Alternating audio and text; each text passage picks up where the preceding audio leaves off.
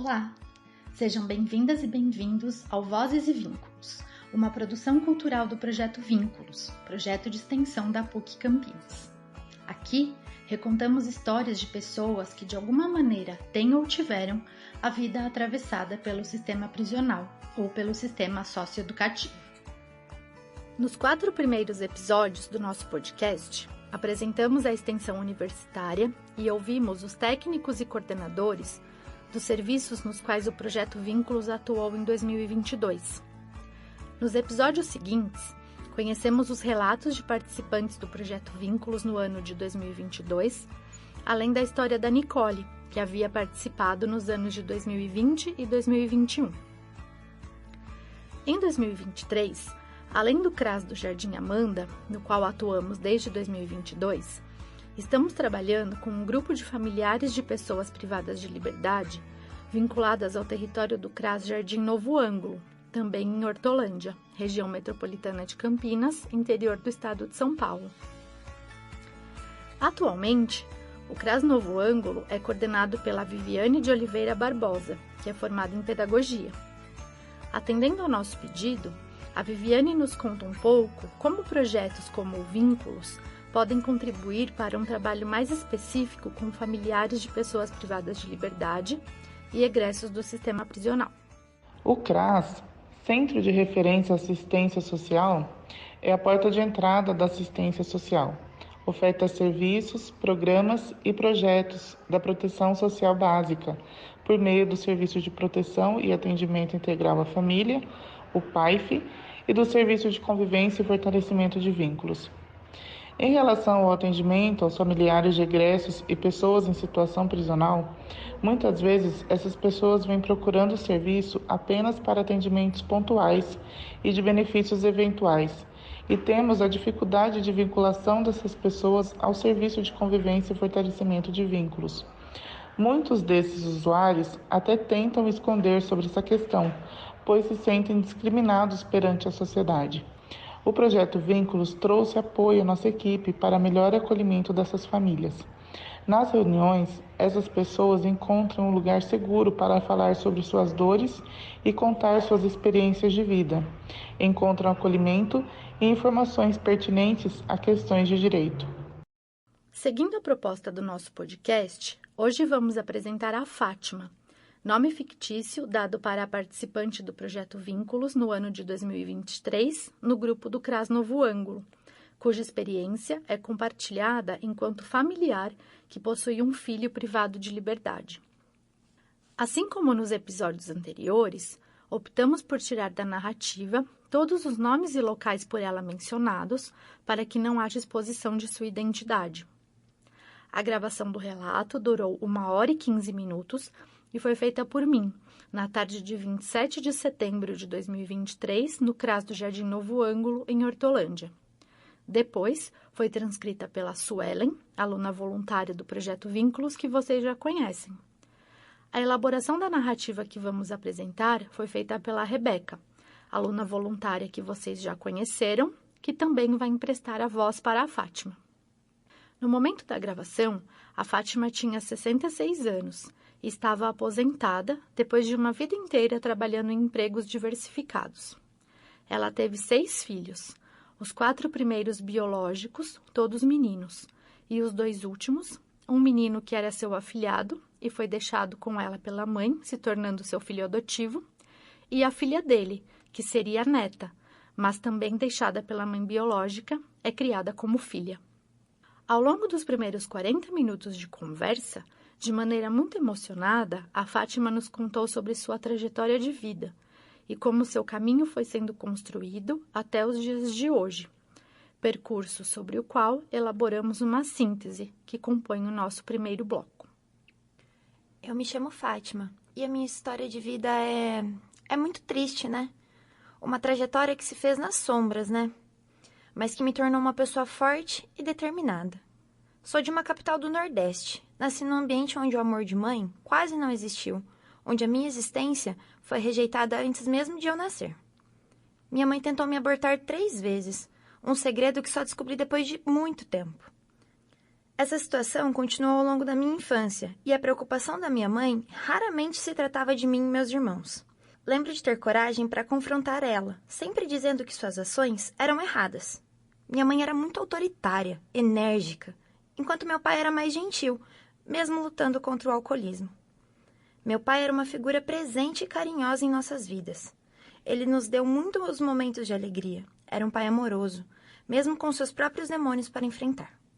A gente era uma família grande, com 8 mulheres e 2 homens. E desde cedo fui conhecida por falar a verdade, não importando as situações. Mesmo sendo uma das filhas mais novas, eu sempre disse o que pensava. Minha mãe e eu sempre brigávamos, e essa coisa de falar o que pensava acabava me colocando em maus lençóis. Crescer ali foi muito difícil, com falta de recursos, uma vida sofrida, em um lugar muito quente, fome. Mas decidi que não queria repetir os erros da minha mãe quando comecei a ter a minha própria família. Já no estado de São Paulo, tive 4 filhos biológicos, mas o primeiro faleceu com 3 meses de idade, e mais 2 filhos adotivos. Desejava dar para os meus filhos uma mãe que não desse vergonha para eles e que não deixasse eles em situações difíceis. Eu estava determinada a dar para eles uma infância que eu nunca tive.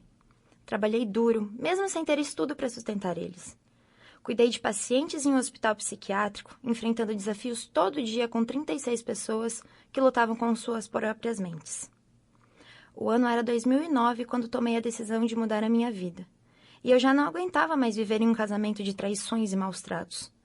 Meu marido me dizia que eu não servia mais como mulher para ele, que não sentia mais nada por mim. O relacionamento estava desmoronando, e eu sabia disso. Naquele ano, comecei a minha jornada de recuperação e reinvenção. Depois, em 2011, eu soube da ocupação de um terreno por um movimento social aqui em Hortolândia, e aquele foi um momento importante na minha vida, um momento em que eu precisava tomar a decisão drástica para garantir o bem-estar da minha família. Fui até o responsável lá e fiz uma proposta. Eu era mãe solteira, com muitos filhos para cuidar e passando por dificuldades. Ofereci meus serviços como cozinheira em troca de um local para erguer um barraco para minha família. A situação era complicada e naquela comunidade tinha muita gente passando fome. Aceitaram minha proposta e logo já arrumaram os materiais que eu precisava para erguer um barraco improvisado. Nessa época, meus 3 filhos de sangue ainda vivos e meu filho do coração e a filha dele, ainda pequena, estavam todos ao meu lado, enfrentando a vida juntos. Depois da reintegração de posse, tivemos que sair de lá e conseguimos abrigo no galpão de uma fábrica gerida por trabalhadores aqui na região. E passamos mais 10 meses lutando por um lugar nosso. Eu batalhei muito, viu? E finalmente consegui fazer aquele registro na prefeitura para ter assistência por um ano. A vida me levou a muitos lugares, sabe? E com a ajuda desse auxílio, consegui pagar uma casa para minha família. Mas os problemas não pararam por aí. Por motivos que não conseguimos explicar, em menos de um ano, eu perdi meus 2 filhos biológicos mais novos, ambos com 36 anos. Um foi atropelado em 2017 e não sobreviveu. Meses depois, já em 2018, o outro, que nunca se conformou com a morte do irmão, teve um AVC e também faleceu. Por conta da morte dos meus 2 filhos, fiquei um tempo com a vida bastante perturbada e acabei tendo que sair do apartamento que havia conquistado. Agora está na justiça e estou pagando aluguel. Mas logo me dei conta de que a vida tinha mais desafios guardados para mim. Meu filho mais novo, em busca de uma vida melhor, por meios mais rápidos, se envolveu com más amizades, e eu não podia abandonar ele, especialmente quando a filha dele, ainda bem pequena, foi rejeitada pela mãe e também veio morar com a gente. Aqueles foram tempos difíceis, mas eu não estava disposta a desistir.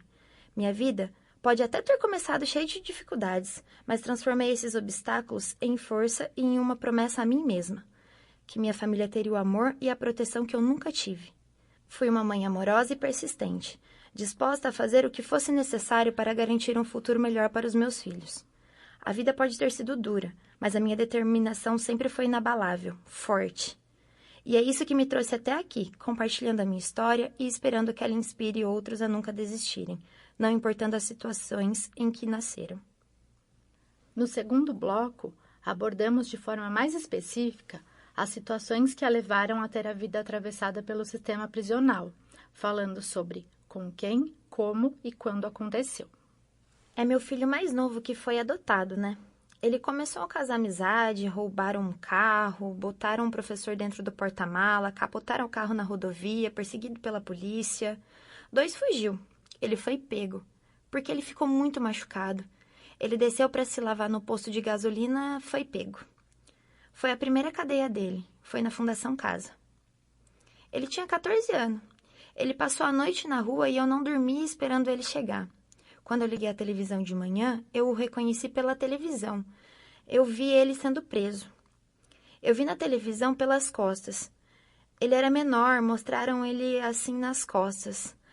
3 menor fez isso, pegaram o professor e capotaram o carro. O professor estava dentro do carro. Quando eu bati o olho, conheci, é meu filho. Imediatamente fui para a delegacia, cheguei lá e...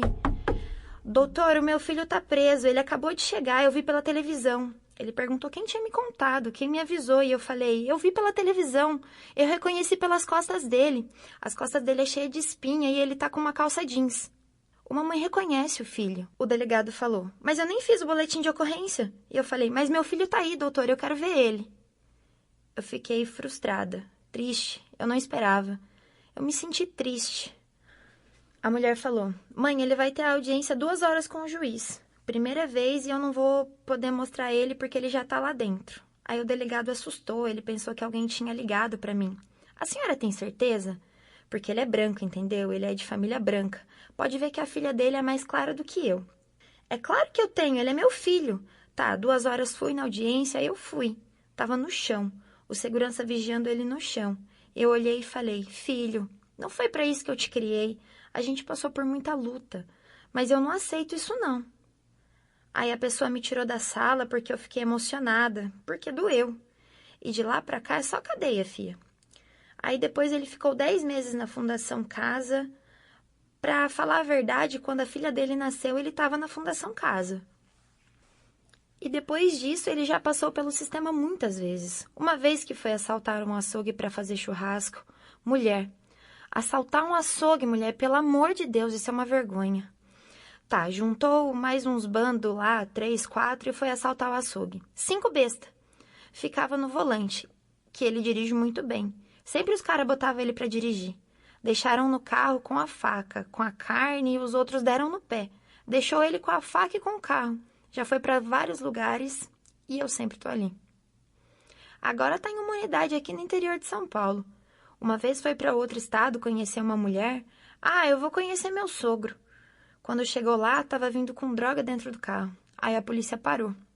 Só que eu descobri que ele vinha com 170 pacotes de maconha. Só que na frente dele vinha uma bendita do pó branco. Como que é o nome que fala? A cocaína vinha na frente numa picape. Foi um mula que fez para chamar a atenção dos homens para desviar a cocaína da polícia. Então, quando a picape passou, pegou ele. Só que já tinha passado, entendeu? Quem assumiu? Ele pegou 6 anos e eu não vi ele durante 6 anos. Eu não vi o meu filho mais porque eu não tinha condições de cuidar de uma criança, a filha dele, sozinha. Eu tinha que trabalhar, eu cuidava de 3 crianças para uma mulher. Eu não podia, ele ficou 6 anos preso em outro estado, até que eu vim aqui e pedi aproximação, né? A aproximação a qual a Fátima se refere é a aproximação familiar. Em linhas gerais, um direito que a pessoa privada de liberdade tem de cumprir a pena no local mais próximo à sua família. Para ele vir para cá. Aí eu fui aqui pedir aproximação, falaram, mas ele já tá saindo. Aí veio, mas veio como? Com a tornozeleira. Vai com a tornozeleira. Não vai pra zoeira, não vai pra lugar que não pode. Tornozeleira tem regras, tem horário. Não, parece que quando sai quer abraçar o mundo. Aí no abraçar o mundo, os homens levam de volta. Ele tá 2 anos dessa última vez. Ele já tava de saidinha, já tava de saidinha. Não era pra ele ter voltado. Ele veio a primeira vez em casa, veio a segunda. Ele já ia sair em dezembro que passou. Aí saiu com os caras à noite, arrancaram a tornozeleira, passou do horário de entrar. Passou do horário de entrar e o que aconteceu? A polícia veio buscar na minha porta. Bateram. E eu abro a minha porta e mando entrar. Sabe por quê, Camila? Porque eu não devo, eu não tenho nada, nunca devi pra polícia. Eu tenho 66 anos e não devo nada pra polícia. No terceiro bloco, perguntamos a Fátima se o fato de seu filho estar em situação de cárcere já a obrigou a se mudar de bairro ou cidade. Além disso, ela também relata como contou à sua neta, a quem se refere sempre como filha, que o pai estava preso e como ela reagiu à situação. 2 vezes eu precisei me mudar, mas nenhuma pela situação de prisão do meu filho. Uma vez eu mudei porque eu fui ameaçada pelos irmãos da amante do meu marido. E a outra vez, meu filho pegou emprestado de 2 amigos um carro que era roubado para ir comprar pizza. A polícia pegou ele e os amigos começaram a ameaçar. Aí eu fugi. Eu peguei de madrugada um caminhão, sempre fui de madrugada. E eu escondi ele dentro do caminhão e fugi até hoje. Eu não voltei mais para lá, e nem ele voltou. Sobre a filha dele, ela sempre me acompanhou.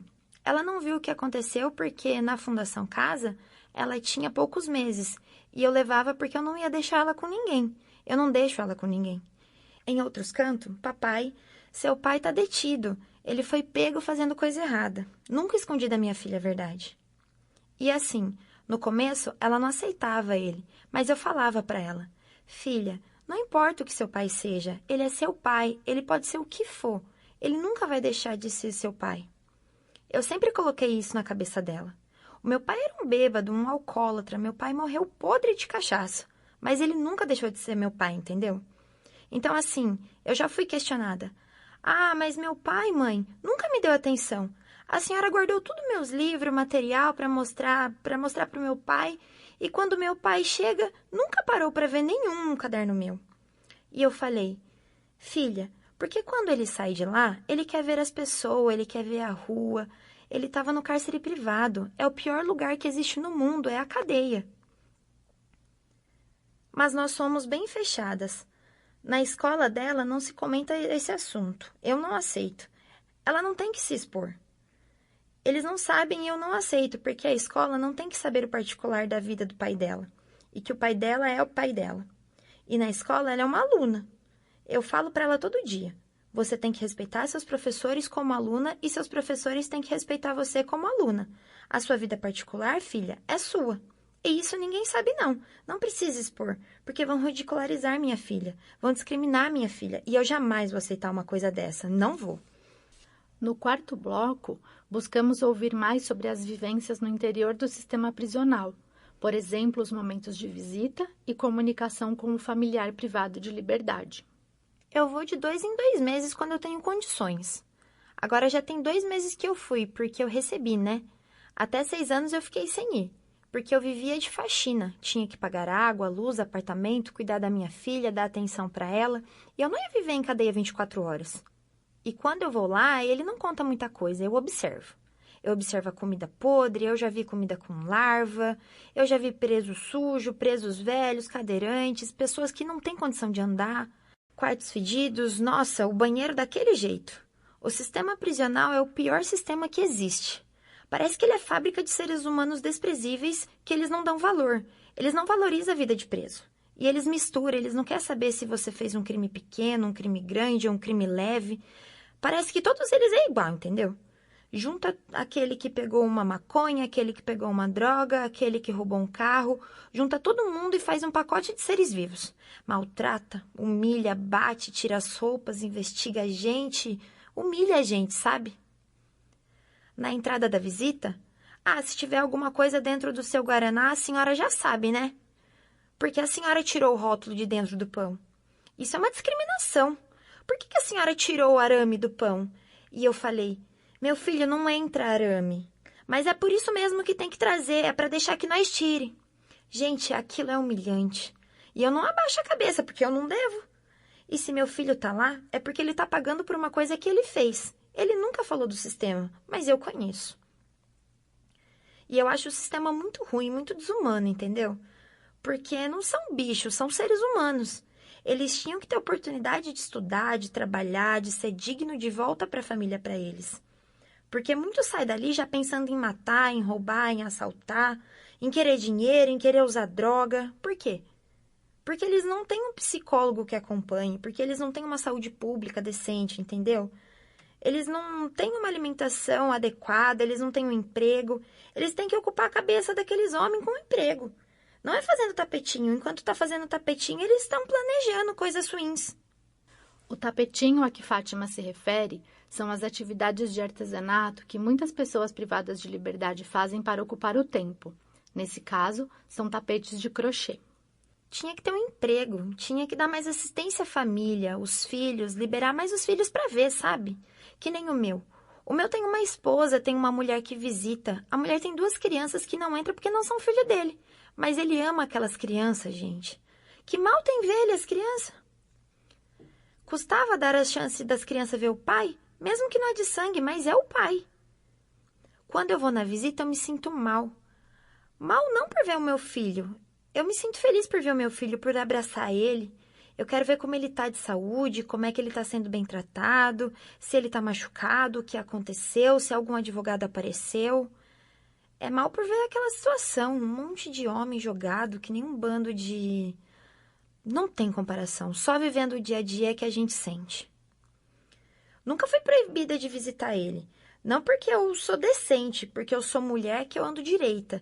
Eu ando e levo a coisa certa. Nunca fui proibida. E durante a pandemia ele estava preso. Na pandemia ele estava em uma unidade aqui perto. Como eu te falei, ele veio para cá, não obedeceu, foi recolhido por causa da tornozeleira. Foi horrível. A gente ficamos em pé, não podia sentar, tinha que usar máscara, não podia se tocar, não podia se abraçar. Eu toquei no meu filho, eu abracei meu filho. Não pode, posso sim, eu sou mãe. Por que eu não vou abraçar meu filho? Posso sim, eu fui aí, ó. Tinha uma mesa de comida assim do lado de fora da cadeia que a Igreja Universal estava dando. Eu fiquei com vergonha de pegar um pedaço de pão, porque achei que tinha que pagar. E era de graça, entendeu? Eu entrei com fome, a gente não podia comer. Era só 2 horinhas de visita em pé, longe um do outro, porque nós estava sendo vigiado ali, ó, 24 horas. E não podia levar nada, não levava. Era 2 horas de visita, por isso que a Universal dava aquela mesa lá fora para as mulheres comer. Só que eu não sabia que era pra gente. Sobre o jumbo, eu nunca mandei, né? Não mando, porque eu não tenho condições, eu nunca tive. O que eu tô fazendo agora, depois que eu me aposentei, tem 1 mês que eu me aposentei, né? Eu vou receber agora o meu 2º salário.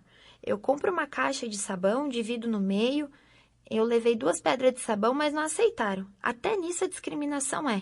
Eu levei 2 pedras de sabão e não aceitaram, eu levo sabonete. Para visita eu faço macarrão. Um pouquinho de macarrão em uma vasilha, um pouquinho de carne moída. Não pode pôr molho, porque é proibido. Misturo lá e levo. Compro um guaraná e pão com mortadela, porque a gente fica o dia inteiro, né? Das 8 até as 4. Eu acho que o sistema prisional não é bom, precisava mudar muito. Mudar primeiro psicologicamente, pondo psicólogo, analisando cada caso grave, caso leve, caso de psicopata, caso de pessoas que é doente mental. É tudo misturado. É velho, idoso, cadeirante, aleijado, sabe?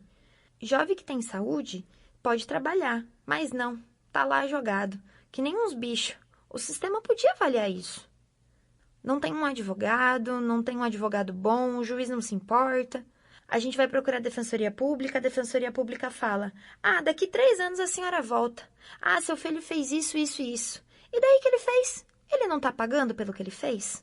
Dá a chance dele voltar pra rua e ser gente de novo, regenerar, mudar a vida dele. Não dão, não julga. Tem gente que morre lá dentro sem ser julgado.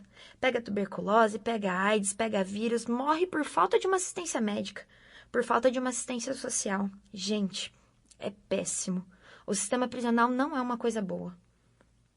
Pensando em questões que abrangem apoio e reciprocidade entre quem está separado por muros, no 5º bloco, perguntamos a Fátima se ela acha que quando são as mulheres que cometem algum crime e vão presas, o apoio e cuidado é recíproco por parte dos homens.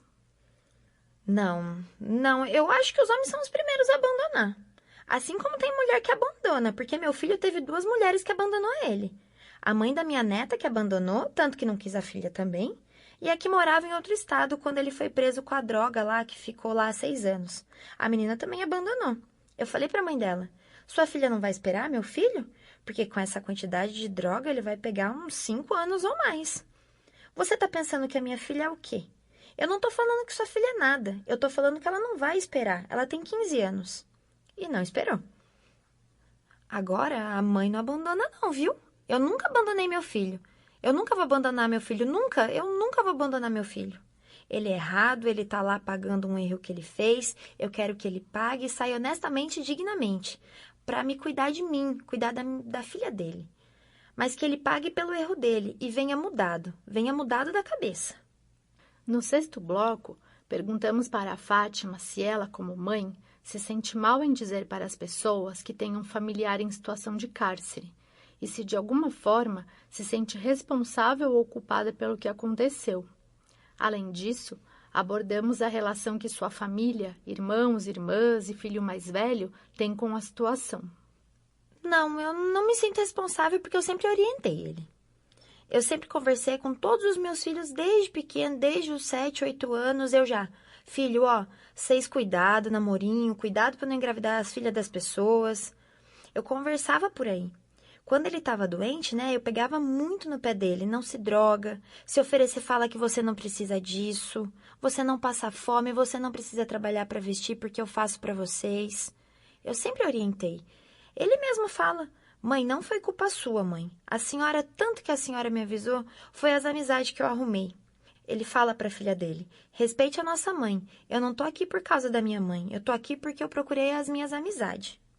Eu não falo muito sobre isso para as pessoas, mas se perguntar, e você, tem alguém preso? Eu falo, tenho, por quê? Tem algum problema? Não, né? Então é particular nosso. Eu não gosto de falar porque as pessoas discriminam a gente. Nós somos muito discriminados. Eu já fui discriminada por uma pessoa que eu nem tinha amizade. A pessoa chegou e falou assim, você pensa que a gente não sabe que você tem um filho preso? Eu falei, tenho, e daí? O problema do meu filho foi droga. É problema com traficante, é problema com esses caras que eu não gosto nem de comentar. Não é com a família, entendeu? Então é porque ela queria me humilhar. E eu não vou ser humilhada porque o meu filho está preso, eu vou apoiar ele. Eu não vou apoiar ele fazer coisa errada. Eu quero dizer apoiar no sentido de fazer ele mudar de vida, entendeu? Eu vendo tapete para ele faz tapete lá e eu trago, vendo tapete para tirar a minha passagem para mim ver ele. Eu não tenho vergonha de falar, ô colega, eu tenho tapete para vender aqui, você quer comprar? É que eu preciso ver meu filho e eu não tenho dinheiro. Muitos compram, porque é um trabalho digno. Eu não tô pedindo. Não, nunca fiz isso. Mas você quer comprar tapete? Tá aqui um joguinho de tapete, é tanto eu te faço X. E sabe, o meu filho mais velho não aceita. Ele não aceita, ele não pergunta, ele não ajuda. Ele tentou tirar o irmão mais novo dessa vida e ele não aceitou. Meu filho mais velho, ele trabalha em uma casa de recuperação em uma cidade no litoral. E ele ficou internado 3 anos, porque ele era viciado e um pastor de uma igreja acolheu ele. E depois de 3 anos falou, você quer ir embora para sua casa? Ele falou, não, pastor, minha casa é aqui. E ele continuou na casa de recuperação. Ele foi para o Peru, fez um curso lá. Durante a pandemia ele estava no Peru, voltou e agora está tomando conta de uns internos. Só que uma das vezes que meu filho mais novo saiu da prisão, ele chamou o irmão lá e falou, fica comigo aqui, você não vai ser interno, você vai ser nosso ajudante, você vai ajudar a comandar os meninos, você vai ensinar os meninos, você vai aprender muita coisa, você vai dar palestra para os meninos. Ele não aceitou. Ele falou que não queria ficar ali, porque tinha um mundo lá fora. Pronto, porque ele tinha que resolver uns problemas lá fora, os problemas da droga. Aí meu filho mais velho falou, bom, eu quero trazer você pra cá. Você não quer? Eu lavo as mãos. E minhas irmãs e irmãos, eu tenho um irmão que pergunta como é que ele tá. As minhas irmãs perguntam, quando que ele vai sair? Você visita? Falei, claro que eu visito. Eu não vou desprezar meu filho nunca, entendeu? Nunca. E elas não me culpam por isso, não. Não porque elas conhecem a família dele. A família dele, a mãe biológica dele, trafica. Tem um tio dele que sobreviveu ao massacre do Carandiru. Ele se fingiu de morto, passou sangue nele. Esse tio dele chegou um dia na irmã dele, que era a avó do meu filho, todo ensanguentado. Ele fugiu pelo esgoto. Ele contou pra gente, ele estava na hora do massacre no Carandiru. Ele passou sangue no corpo todinho, assim. Ele foi tirado de lá de dentro como um morto, fingido como morto. Porque pegavam na empilhadeira para tirar os corpos e pegaram ele, jogaram em cima de um caminhão, só que ele fingiu que estava morto. Dali ele conseguiu escapar. Ao longo da nossa conversa, procuramos entender melhor se e como a religiosidade interfere no modo como as pessoas atravessadas pelo sistema prisional lidam com essa situação. No 7º bloco, Fátima nos conta um pouco sobre qual o papel da sua crença para lidar com isso. Eu gosto da evangélica. E eu acho que me ajudou a lidar com essa situação toda assim. Porque sempre eu tô muito aflita, eu converso com Deus. Quando eu perdi meus filhos, eu questionei Deus. Por que os dois de uma vez? Eu já era evangélica, eu sou evangélica. Eu aprendi a ser evangélica com a minha sogra. Eu não conhecia o evangelho, a minha sogra que me ensinou o que é o evangelho. Então, quando eu perdi meus 2 filhos, eu questionava, Deus, por que 2? Um em setembro e o outro em julho, muito perto. Assim, lá na igreja eu não comento a minha vida particular com ninguém. As únicas pessoas que eu consigo abrir meu coração sobre esse assunto é vocês aqui. Na igreja eles não sabem que meu filho está preso. Tem uma vizinha que sabe, porque o marido dela é agente penitenciário e já me viu visitando ele lá. Ela sabe, mas ela não se mete nem pergunta nada. Eu não comento a minha vida nem a do meu filho, particular minha, porque eu não confio nas pessoas. As pessoas criticam, julgam, mas ninguém criou meu filho. Eu sei meu filho quem é. Para finalizar, pedimos a Fátima que fizesse uma reflexão para a sociedade, falando um pouco sobre o que as pessoas e a sociedade precisam saber e como podem ajudar. Eu quero falar para essas mães, para essas companheiras, para essas mulheres, companheiras, casadas, mulheres, tanto faz. O amor de mãe é diferenciado do amor de mulher. O amor de mãe é um amor que não tem comparação. A gente quer estar ali, a gente quer ver o filho, a gente quer ir lá para abraçar, para conversar, passar o dia, sabe? Receber um carinho. Mulher é diferente, mulher muitas abandona, não aguenta a carga, não aguenta o baque, não aguenta. A caminhada é pesada, é dura, é difícil. Muitos abandonam como meu filho foi abandonado muitas vezes. Mas eu queria pedir para essas mulheres, não abandonem. Se não pode ir, manda uma carta, manda um e-mail, manda um alô. Fale de Deus para eles, fale que um dia ele vai mudar. Que quando ele sair, a vida vai ser diferente, sabe? Não desprezem, é isso que eu peço. Tenha mais amor por aquelas pessoas, porque a gente não sabe o dia de amanhã. E eu acho que a sociedade deveria saber tudo o que se passa lá dentro. Não deveria esconder. Tem gente que fala, o preso gasta para o governo R$700 por mês. Mentira, isso não é verdade. Eu escutei isso no banco um dia desses, no dia que eu fui receber, tinha um cara falando sobre isso. Ele não tá no dia a dia da cadeia para saber o que os presos passam. Eu sei o que eles passam porque eu tô lá dentro, eu sei o que meu filho passa. O meu filho não tá comendo bem, o que ele tá falando, isso é mentira. Ele não vai lá dentro para saber. O homem saiu de perto de mim, ele não conseguiu debater comigo. Gente, meu filho tem um sabão porque eu levo. Eu não posso levar 1 quilo de sabão, tem que ser meio quilo. Eu não posso levar 2 pacotes de pão de forma, tem que ser só para comer no dia, porque no outro dia vai comer aquele pão velho, se eles der. Então tinha que ter mais humanidade. A sociedade tem que saber o que se passa. Aquele monte de cara pelado, nu, no sol quente, sentado no chão o dia inteiro. Aquilo não é mentira não, gente. Meu filho já passou por aquilo, entendeu? Eu já liguei pedindo socorro pro meu filho porque ele estava com problema na face e eu falei, se ele tivesse aqui na rua eu ia socorrer ele. Mas ele está nos cuidados do Estado e o Estado é obrigado a cuidar da saúde dele. A gente tinha que pedir mais para aquelas pessoas, para que eles mudem, para que não saiam os monstros que eles estão saindo, porque estão saindo mais perigosos do que estão entrando, entendeu? Eles saem, eles entram lá dentro de bicicleta e saem querendo usar uma arma. Então, assim, a sociedade tem que saber o que se passa sim, não pode esconder, a família não pode abandonar. Eu não digo que vá lá todo dia, todo mês, todo ano, mas manda uma carta, manda um telegrama, faça um e-mailzinho, que tem e-mail para receber. Dê uma palavra de conforto, de carinho. Mostra que tem uma família que está ajudando. Não que está apoiando o erro, não é apoiar o erro. É apoiar a pessoa em si. Porque é um ser humano, gente. É um ser humano, é uma vida que está ali e aquela vida pode ser ceifada a qualquer momento. Porque eles também têm inimigos ali dentro. Como pudemos ouvir pela emocionada experiência de Fátima, ser familiar de pessoa privada de liberdade é ter a existência atravessada por dilemas e obstáculos que muitas vezes nos deixam sem saber como seguir em frente. No caso da Fátima, antes mesmo de ter sua vida atravessada pelo sistema prisional, muitos dilemas e obstáculos a acompanharam, demandando escolhas que alteraram os rumos de sua vida. Nesse sentido, nós do Projeto Vínculos entendemos que trabalhar tanto o fortalecimento individual e de vínculos familiares e comunitários, e também a sensibilização da sociedade acerca do tema, é tão importante para a minimização dos preconceitos, amplificação dessas vozes abafadas de tantos modos e ampliando também a discussão sobre a garantia de direitos a todas e todos. Eu sou Camila Marcondes Massaro, cientista social e pedagoga, docente extensionista da PUC Campinas, coordenadora do projeto Vínculos. E este podcast nasceu da urgência em dar visibilidade às questões que envolvem não só as pessoas que passam pelo sistema prisional ou pelo sistema socioeducativo, mas também seus familiares, sensibilizando a sociedade para a temática como uma questão que diz respeito a todos nós. Obrigada por nos ouvir.